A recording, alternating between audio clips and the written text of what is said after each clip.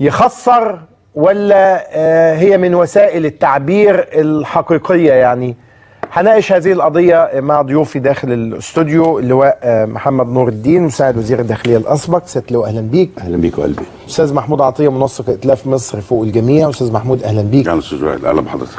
أستاذ خالد القاضي أمين تنظيم تمرد سابقا.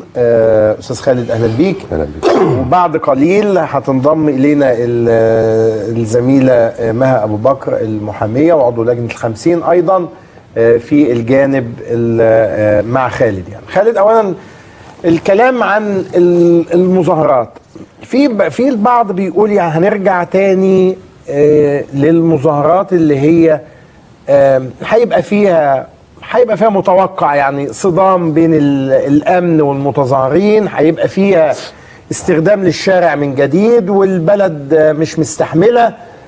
ما القضية موجودة في مجلس النواب أحلها مجلس الوزراء وموجودة في القضاء، يعني موجودة داخل المؤسسات. لماذا اللجوء للشارع إذا؟ اتفضل. بص يا استاذ، في الحقيقة احنا عايزين نتكلم بشكل موضوعي أكتر شوية. هو النهارده مش مظاهرات أكتر ما هي وقفة احتجاجية. يعني بنتكلم على الوقفة اللي فاتت كانت وقفة احتجاجية، دي أساليب ضغط في كل الدول الديمقراطية إن الوقفات الاحتجاجية دي موجودة. ليه بقى نلجأ لوقفة احتجاجية للضغط على عدم تمرير الاتفاقية؟ عشان هنتكلم في حاجة مهمة جدا. احنا النهارده مش مختلفين سياسيا على فكرة. قضية رنا الصرافير اختلاف على وطنية، مش اختلاف سياسي خالص. يعني ويا ريت اي حد يطلع يقول لي النهارده ان هي اختلاف، لا مش اختلاف سياسي، لا النهارده وطنية ولا عدم وطنية. ما فيش حد في الشارع المصري النهارده. بس برضه مش هينفع اتهم مش هتهم اللي بيتكلموا عن سعوديه الجزيرتين بعدم الوطنيه. انا ما بتهمش، انا بقول النهارده ده مش خلاف سياسي فوق التقدير الشخصي، ما خليناش نتكلم في العموم. ده انا في تقديري ده خلاف على وطنيه النهارده. يعني القضيه دي في الشارع النهارده اي حد بيتكلم عنها رافض الاتفاقيه. طيب نفاجئ ان القضيه محكمه القضاء الاداري قالت ان الجزر دي مصريه. وده يوقف تنفيذ الاتفاقيه. ما كانش ينفع النهارده انها تحال البرلمان الا بعد حكم المحكمه. ده رقم واحد. رقم اتنين، بيطعن على الحكم بمصريه الجزر. والطعن هتحكم فيه ان شاء الله يوم 16. لا يبقى انت كده النهارده محتاج اسلوب ضغط. ضغط على ايه بقى؟ النهارده الشباب اللي بتنزل دي النهارده هدفها ايه؟ ده شباب ما يقلش خالص عن الشباب اللي ماتوا امبارح على الحدود بيدافعوا عن الوطن. عندنا جنود ماتت على الحدود امبارح. ما دول شباب الوطن، ده وطنيين. اللي نزلوا دول نزلوا عشان خايفين على بلدهم، عشان مفيش حته من ارضهم تتساب. فدول وطنيين. دول يموتوا ودول يتحبسوا. مفارقه غريبه جدا ومعدله مش فاهمها لحد النهارده. فالنهارده الوقفات دي وقفات من اساليب الضغط موجوده في كل حته في العالم. وكان النهارده لما تشوف فيديوهات الوقفه ما حصلش تجاوز. وبعدين في فيديو محطوط يا ريت نجيبه، اللي هي الوقفه السابقه اللي هي تم القاء القبض فيها عليهم. اللي هو الداخليه واقف بيقول لهم ما تقلقوش انا معاكم وبتاع واحنا راينا زي رايكم. وبعديها بدقيقه راح قبض عليهم. بطل يوم ليه؟ لو هم خالفوا لا مجاز بيطبق القانون، ان طبق القانون طبق القانون، امسك المايك الاول وقول لهم انا هفض، رشوا ميه بعد كده، ده قانون التظاهر بيقول كده. وبعد كده اقبض عليهم لو ما التزموش بده. ما عملتش كده خالص. وقفه كانت عاديه جدا، ما كنتش واقف، ما كنتش هناك الحقيقه، ما كنتش موجود يعني، كنت في شغل. وقفه كانت عاديه جدا، فيديوهات موجوده عندنا. ما تقلقوش احنا واقفين معاكم. الناس اللي اتقبض عليها دي كوادر سياسيه، سواء حازم الزهيري او شريف هلال او اسلام او علي الشاعر او محمد توفيق او محمد عزت او محمود الشاعر او غيرهم. الناس دي بتدافع عن قضيه، الناس دي المفروض تحترمها، انها خايفه على بلدها، مش تمسكها وترميها في السجن. ده تقديرنا الشخصي او ده راينا وراي الناس كلها اعتقد يعني يعني انا النهارده تجيب محمود السقا ومالك عدلي وعمرو بدر والشباب اللي 12 اللي جوه دول، تبص على ايدهم تشكرهم ان هم خايفين على البلد، ان هم مش عايزين يفرطوا في اي حاجه في ارضهم او في بلدهم.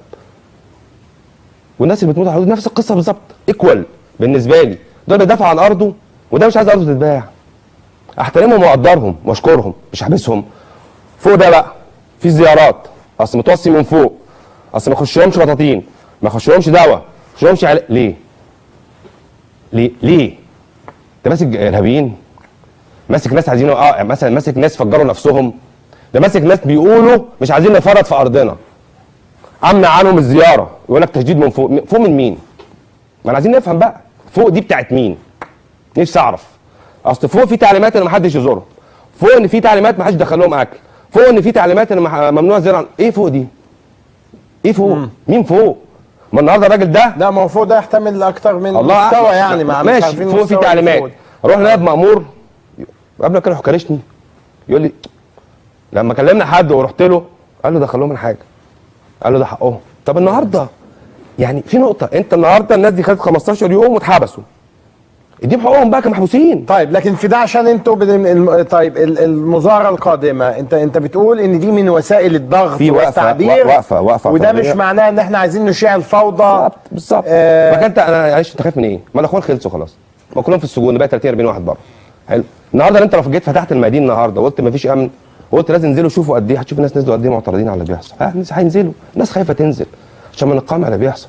احنا ما بنستفيدش من الدرس ابدا للاسف الشديد، عمرنا ما بنستفيد من الدرس، بقى لنا 7 سنين ما فيش استفاده من اللي حصل في 25 استاذ يناير. محمود عطيه وبعدين نسال ست لوده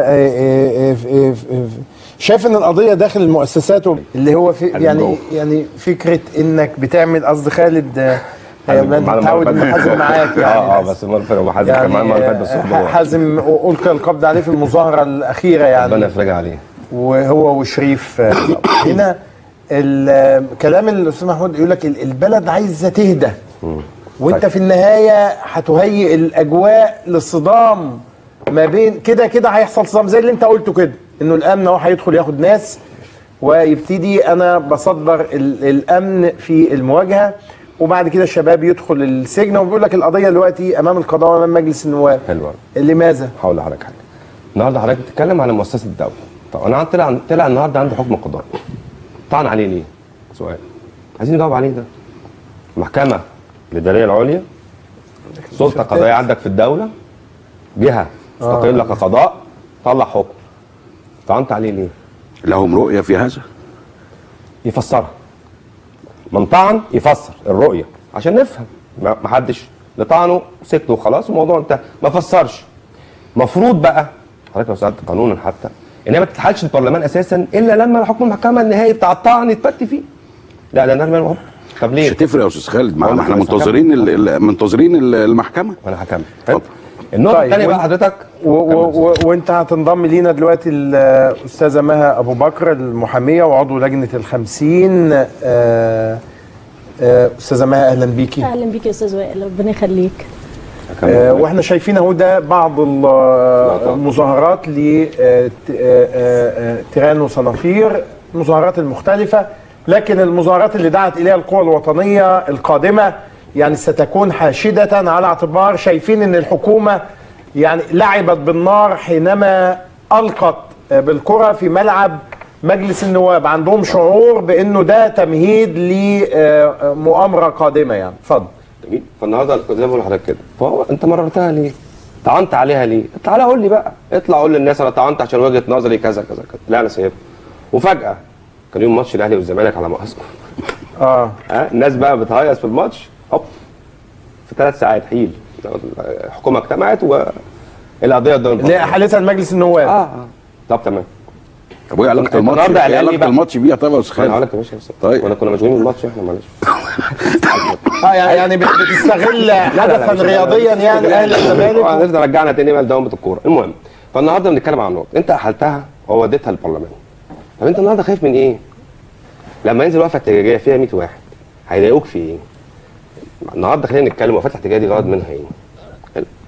الناس مكبوته في الشارع وكلنا عارفين ده. الناس مضغوطه من الاوضاع اللي في البلد وكلنا عارفين ده. ايه المتنفذ بقى؟ بيقول لك البعض هيندس والبعض هيستخدمها والاخوان هيستخدموها. الاخوان في السجن خلاص خلصوا. في 30 واحد بره وعارفينهم بالاسم. من الاخر كده مفيش اخوان. مين بقى؟ انا بقول لك افتح الميادين وابعد الامن وشوف الناس تنزل ولا لا. مضغوطين ينفسوا عن بعض مثلا. دي مش مظاهرات، دي وقفات احتجاجيه، وقفات مسيب الضغط زي اي وقفه بتحصل بره مصر. تقف تضغط عشان عايز توصل لحاجه. وده بقى مثلا دي مش وقفه عشان خاطر حاجه شخصيه عشان اقبض على الناس، لا دي واقفه زي ما قلت ما يقولوش وطنيه ابدا على اي حد بيضحي بحياته عشان البلد.